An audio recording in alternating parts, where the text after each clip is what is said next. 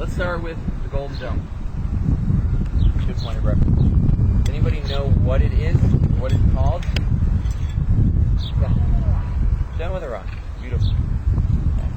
And in Arabic? Haram al-Sharif. Al-Aqsa Mosque. Close. It's right next to it. Omar.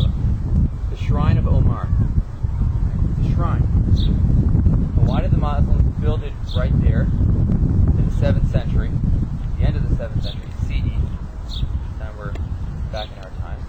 Why did they build there of all places? Because the Muslims also believe in that tradition of the binding of Isaac.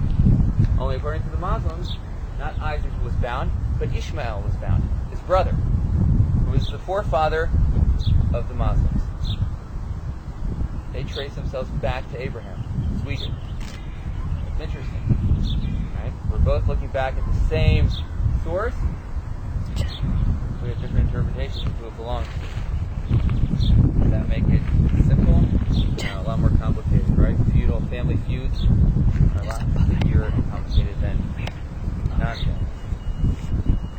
That was the place of the binding of Isaac. That was the place where the temple stood. Okay.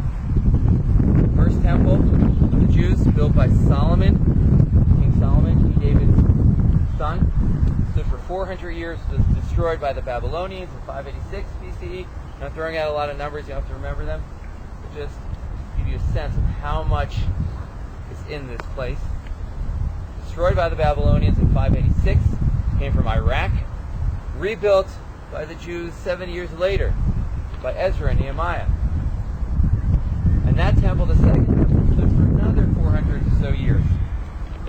And this time it was destroyed by the Romans in the year 70 CE. And since then, no more Jewish temples. Some people today, amongst the Jews, religious Jews specifically, who I would say not all Orthodox Jews, ideally yes, but not all of them want it necessarily in practice. The Orthodox Jews who believe that one day, where that Golden Dome sits, a third temple will be rebuilt. And in it, we the Jews will sacrifice, not people, animals.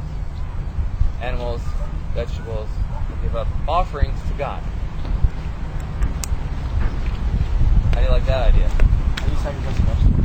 How do you sacrifice a vegetable? Very simple. You take your first fruits, and I'll tell you exactly how you do it. You're a farmer, okay? And you've worked the entire season, and you have a beautiful vineyard, and you're now, what do you call, harvesting the vineyard?